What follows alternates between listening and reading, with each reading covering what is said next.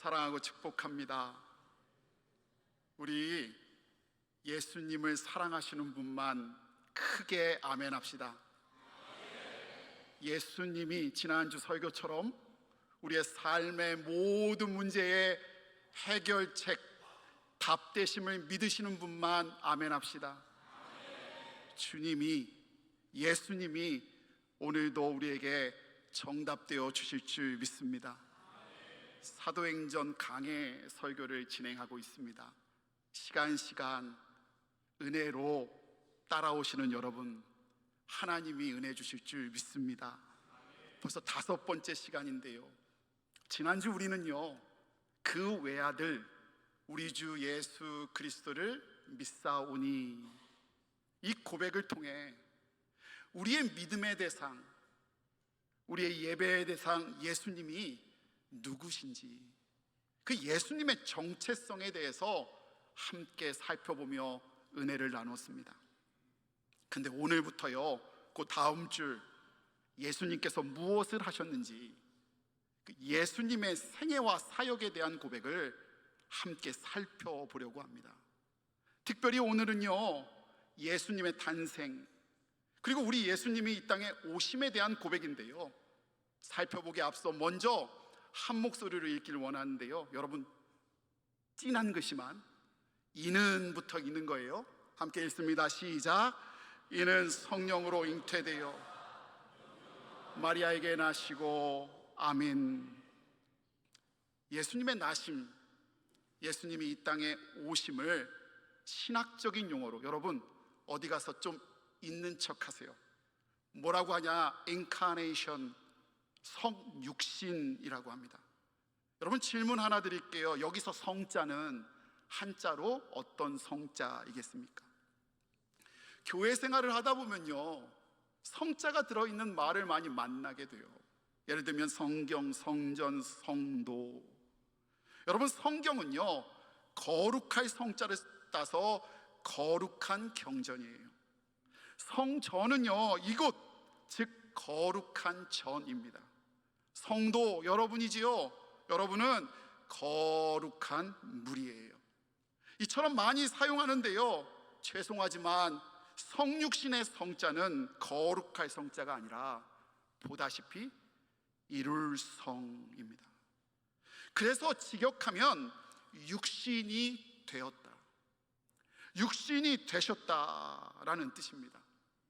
예수님이 성육신은요, 2가지의 큰 특징이 있어요. 첫 번째, 고백했던 것처럼 성령으로 잉태되어, 그러니까요, 인간의 힘, 사람의 힘으로 잉태된 것이 아니라 우리와 다르게 잉태되셨다는 거예요. 마태복음 1장에 예수님의 족보가 등장하는데요, 아시지요? 낳고가 계속돼요. 여러분 몇 번 등장하는 줄 알아요? 사람의 숫자가 42명 등장하는데요, 낳고가 처음부터 아브라함부터 요새까지 39번 반복됩니다.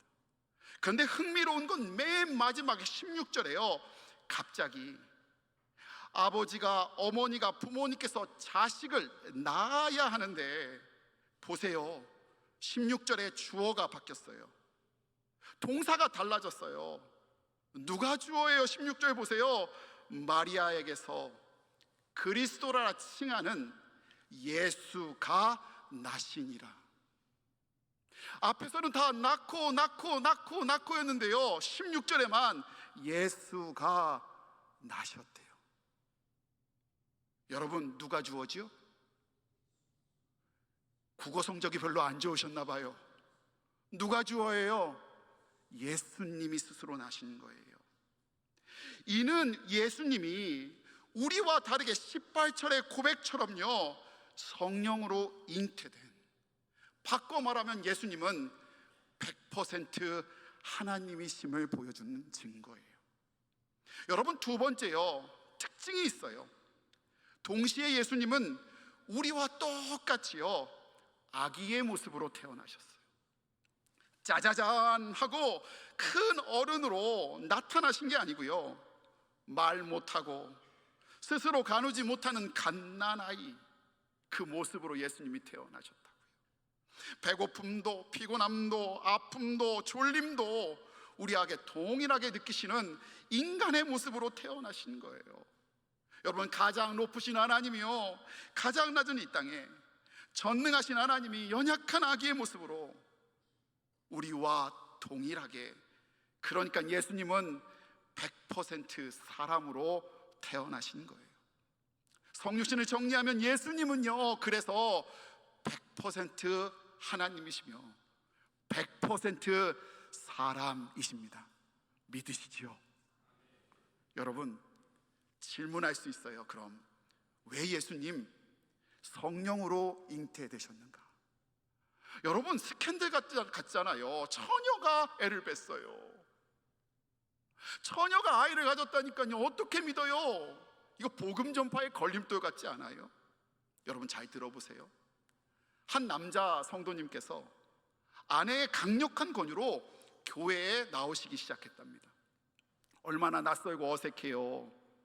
그래도 아내 얼굴 보고 애들 좋아하니 열심히 예배에 나가셨답니다. 착하지요? 안 착해요? 여러분 주변에 이런 분 계시다면요, 부디 잘해주세요. 여러분, 그런데요, 교회에서 와봤더니 목사님 말씀이 참 좋은데 가끔 못 믿겠다는 이야기가 등장하더래요. 성경 읽으라고 해서 성경을 읽는데 성경을 읽다 보면 상식 밖의 얘기가 간혹 등장하더래요. 이해가 안 되는 거예요. 그 중에 사도신경을 외우는데, 여러분, 어색한데 외우긴 뭘 외워요. 따라 읽었죠. 읽는데요, 성령으로 잉태되어 동정녀, 영어로 virgin이라고 나와 있는데 처녀에게서 아기 예수님이 나셨대요. 이게 이해가 안 되시더래요. 그래서 강력히 권한 아내한테 이렇게 이야기하셨대요. 여보, 나 솔직히 못 믿겠어 하고 아내한테 고백하셨대요. 그랬더니 아내 집사님이 버럭 소리를 내시며, 여러분, 화낸 거 아니에요? 소리만 내셨어요. 뭐라고 했냐면, 믿어! 아니, 당신이 요셉도 아닌데, 요셉도 믿는데 왜 당신이 못 믿어? 당신이 마리아 남편이야? 2부 때는 웃었는데 오늘은 좀 충청도 분들 오셨어요?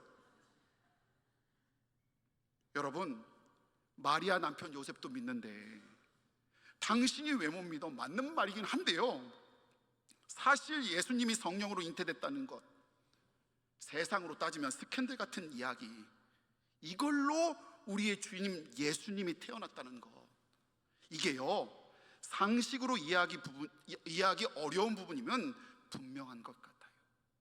그래서 기독교 역사 속에서 끊임없는 논쟁도 있었고 이단들의 다양한 해석도 존재했던 게 사실이에요. 그러나 여러분, 이제부터 잘 들어보세요. 여기 이 이해할 수 없는 이야기에 아주 중요한 하나님의 구원의 계획, 우리에게 허락한 은혜가 담겨 있습니다. 여러분, 성경 말씀 로마서 5장 12절 말씀처럼 우리 모두는요, 아담의 후손, 본질적 죄인이었습니다. 죄의 삭시 사망이니 우리는 결코 피할 수 없이 멸망하고 죽을 수밖에 없는 존재였어요. 그런데 여러분, 그런 우리를요, 우리 하나님이 사랑하셨습니다. 여기서부터 이해가 되지 않아요.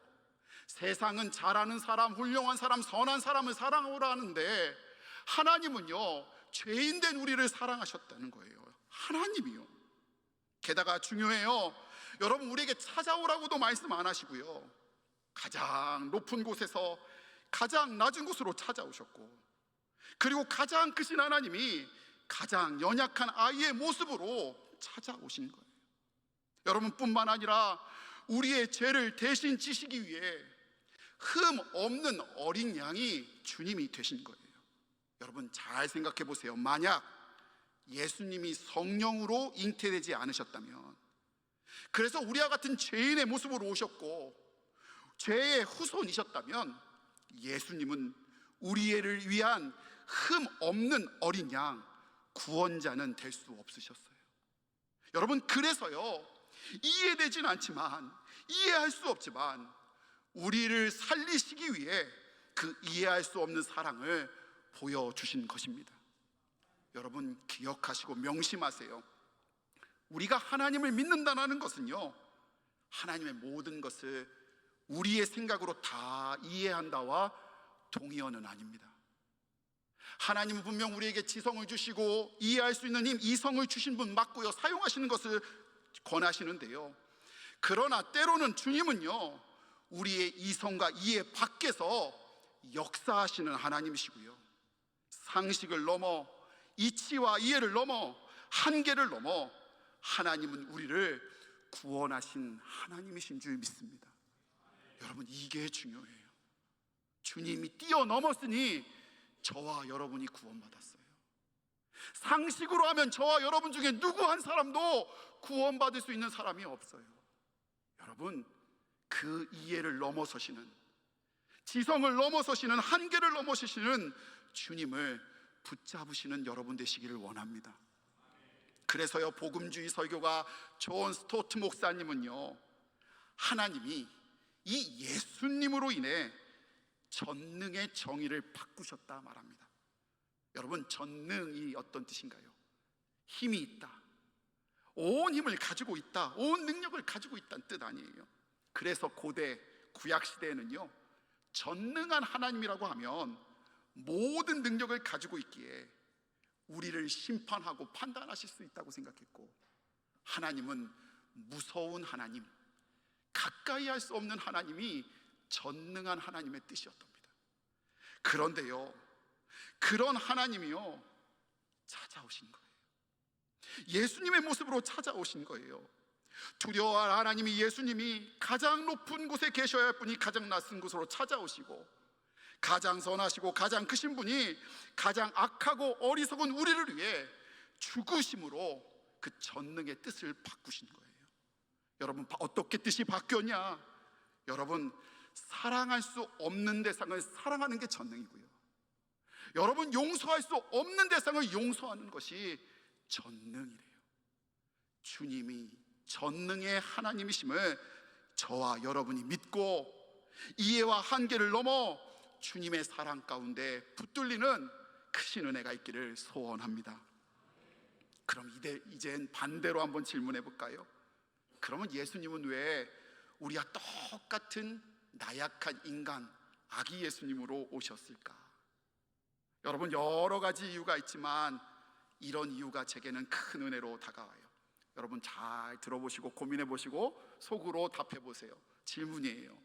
의사 선생님이 환자의 고통을 잘 알까요? 모를까요? 예? 그렇게 못 믿고 사세요? 작년 제가 이맘때요, 임플란트를 5개를 했습니다. 근데요, 치과 선생님이 그러시는 거예요. 목사님, 아프실 거예요. 근데 웃고 계시더라고요. 그래서 제가 확실히 알았어요. 저분은 나를 모른다, 내 속을 모른다, 내가 얼마나 힘든데. 여러분, 그러면 이렇게 여쭐게요. 저는 여러분을 잘 알까요? 어떤 분이 그렇게 저에게 칭찬해 주시더라고요. 우리 목사님은 대학 시절 IMF를 겪으며 유학 시절에 이런저런 아르바이트를 하며 개척교회 시절, 그리고 아이들 아플 때 모든 고통 가운데 기도로 직접 이겨내신 서사가 있어서 목사님 좋대요. 저한테 서사가 있어서 좋대요. 그러면서 뭐라고 덧붙이셨냐면 이랬어요. 그래서요, 목사님, 다른 어떤 목사님보다 우리의 고통을 더 잘 이해하시고 더 잘 기도해 주셔서 좋다고 하시더라고요. 아, 싫어요? 감사해요. 근데 여러분, 저도요, 솔직히 말하면 여러분 전부를 다 몰라요. 그러나 사랑하는 여러분, 기억하세요. 우리 예수님은 우리의 고통을 너무너무 잘 아시는 하나님이십니다.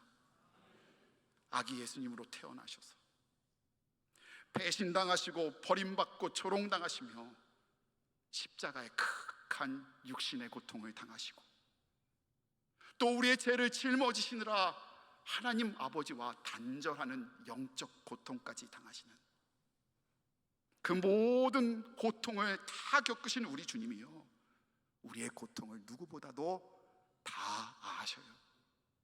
그래서 이사야 53장 3절 말씀처럼요, 주님은요 우리의 질고를 아시는 주님이시고요, 독일의 신학자 윌겐 몰트만의 고백처럼요, 고통을 설명하시는 분이 아니라 십자가에서 우리의 고통 속으로 들어오시는 하나님이신 줄 믿습니다. 여러분, 그런 하나님이 저는 좋아요. 우리의 고통 그대로 아시는 주님. 예수님은 멀리 계시지 않아요. 예수님은 창조주이시면서 친히 피조물 아기가 되셔서 우리와 함께 아파하시고 고통받으시는 하나님이요, 하다 사탄의 시험까지도 당하시며 우리의 아픔을 온전히 이해하시는 하나님이십니다. 사랑하는 여러분, 하나님은요 우리에 대해 아시는 하나님이 아니라 우리를 온전히 아시는 하나님이신 줄 믿습니다. 예전에 많이 불렀던 찬양 사랑합니다 나의 예수님, 가사가 이래요.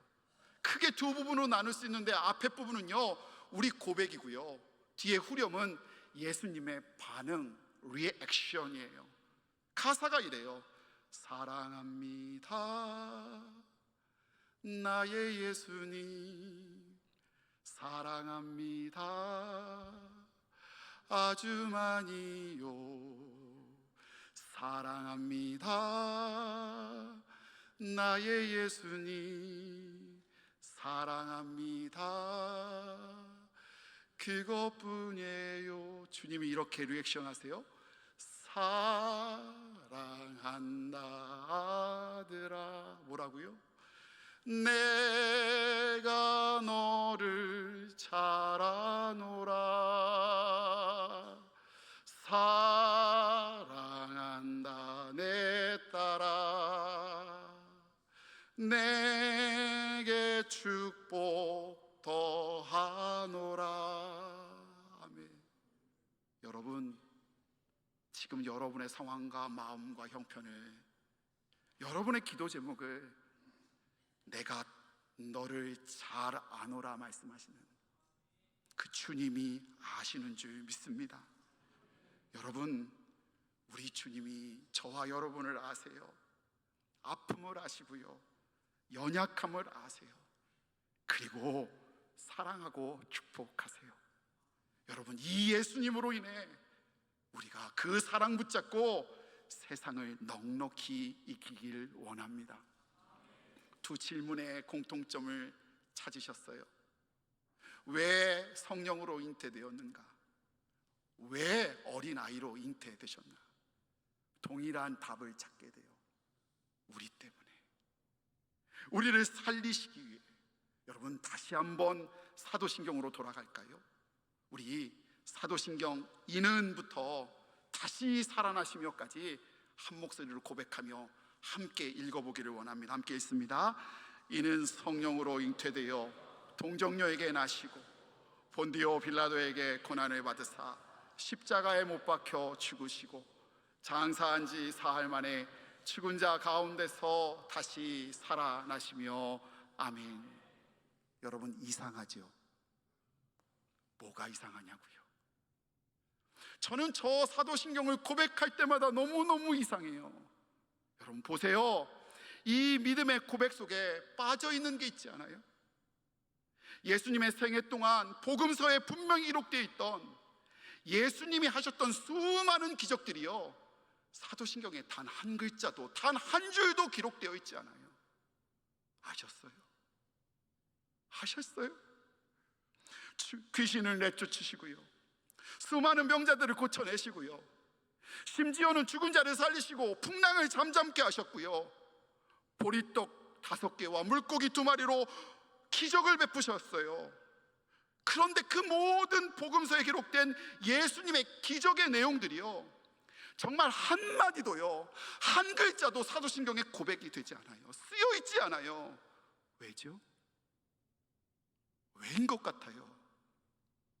그 이유는요, 예수님의 오신 생애의 목적이요, 예수님의 생애의 초점이요, 나시고 고난받으시고 십자가에 죽으시고 다시 살아나신 모든 이유가요, 딱 하나, 우리 살리시는 일, 그거 하나뿐이었기 때문이에요.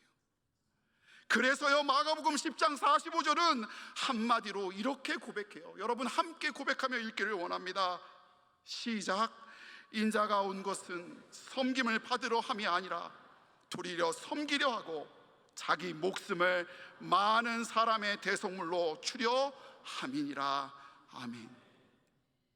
주님 인자가 오신 이유는 섬기려 하고 자기 목숨을 많은 사람들, 저와 여러분, 여러분의 가정과 우리 교회를, 한 영혼을 살리시기 위한 대속물로 주려 하심이래요. 여러분, 사랑하는 여러분, 예수님의 목적, 예수님의 오심의 목적, 그 한 인생의 목적은요, 저와 여러분, 여러분의 가정과 우리 교회 한 영혼인 줄 믿습니다. 드디어 지난 수요일 17일이지요, 교회 옆 도로가 개통됐습니다.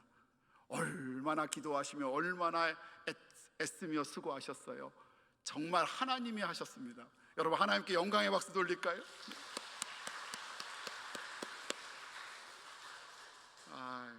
이 길이 난 다음에 그동안 오라동 사람들이 얼마나 갇혀 지냈는지요, 인도가 없어서 못 다녔는지 사람들이요, 오라동에서 밖으로 얼마나 걸어 다니는지 몰라요. 정말 많은 사람이요, 아침이고 밤이고 낮이고 뛰어다니고 걸어다니고 걸어다니고 뛰어다니고 얼마나 왔다 갔다 하는지요. 여러분, 제가 목양실에 서서 기도해요. 다 우리 교인데라. 싫은가 봐요. 근데 그 중에는요, 또 걸어가다가 교회가 이쁘다고요, 이렇게 크고 이쁜 교회가 원래 이 자리에 있었냐고 하시며 들어와 교회를 걷고 구경하시는 분이 꽤 많아요. 여러분, 며칠 전 월요일이에요. 월요일은 무슨 날입니까? 목사님 잘 아시네요. 근데 제가 또 나왔죠. 월요일 날요, 화단에서 몇 분의 성도님들이 화단에 꽃에 물을 주고 계신 거예요.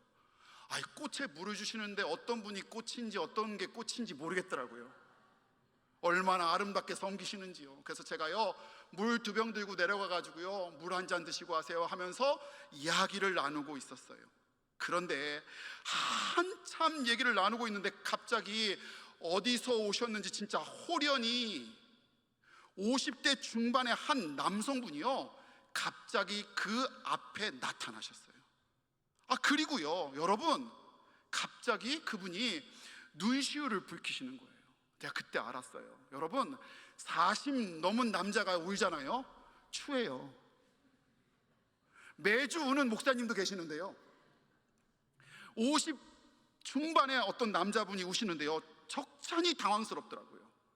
그런데 그분이 이렇게 말씀하셨어요.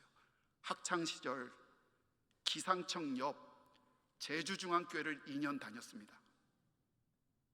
가끔 힘들 때 살며 교회가 생각나고 예수님이 생각났습니다. 그래서 찾아가 보고 싶었는데 찾을 용기가 없었습니다. 그런데 그날 길이 좋아 걷다 예뻐서 뭐에 끌린 듯 들어온 교회에 그렇게도 찾던 오래전 제주중앙교회 현판이 자신 앞에 턱하니 놓여 있었습니다. 그래서 목사님 앞에, 제주중앙교 현판 앞에 자기도 모르게 눈물을 쏟았습니다. 그분을 기도해주고 보냈어요. 근데 목양실에 와서 다시 기도하는데 제 입에 이런 고백이 돼요. 이 길이 난 건 그 한 영혼 때문이라. 그날 그 성도님들이 섬긴 화단이 한 영혼 때문이라. 월요일임에도 내가 이 자리에 서게 하신 것 한 영혼 때문인지라. 오늘 우리가 예배하고 기도하고 살아가는 것도 주님이 한 영혼 때문이라. 주님의 그 한 인생, 여러분의 가정, 여러분 한 영혼 때문인 줄 믿습니다. 사랑하는 제주중앙의 성도 여러분, 여러분의 마음 요즘 형편 어떠십니까? 혹 눈물 흘릴 일 있으세요? 혹 넘어질 일 있으세요? 여러분, 그때 여러분 무엇 붙잡고 일어나세요? 사랑하는 마음으로 권면합니다. 성령으로 잉태되어 나시고 배신당하고 조롱받고 고난받고 십자가에 죽으시고 다시 살아나신 예수님, 그 예수님의 인생이 여러분 때문인 줄 믿습니다. 주님이 여러분을 잘 아십니다. 여러분의 가정을 잘 아십니다. 대아시는 것이 아니라 여러분처럼 아파하시고 여러분처럼 고통하시며 여러분을 사랑으로 축복으로 알고 계십니다. 저는 예수님을 대할 때마다 이해할 수 없습니다. 가장 이해되지 않는 부분은 제가 저를 너무 잘 아는데 저를 위해 죽으셨다는 사실입니다. 산을 넘고 이해를 넘고 한계를 넘어 저 높은 곳에서 이 낮은 곳으로 십자가에 죽기까지 애쓰시며 이해할 수 없는 사랑으로 저를 그리고 여러분을 구원하셨습니다. 여러분, 명심하고 붙잡으세요. 예수님의 사역, 예수님의 사역의 목적이요, 저와 여러분입니다. 이해할 수 없어도 믿으세요. 그 믿음으로 승리하시길 원합니다. 우리는요, 하나님의 아들 예수님이 자신의 전생을 내어줄 만큼 존귀한 가정이요, 존귀한 자녀요, 존귀한 심령임을 잊지 않기를 원합니다. 그 사랑을 믿고 그 사랑에 붙들려 오늘도 담대히 승리하시는 우리 제주종의 모든 예배자들 되시기를 간절히 축원합니다. 우리 가슴에 손 얹고 결단하며 찬양합시다.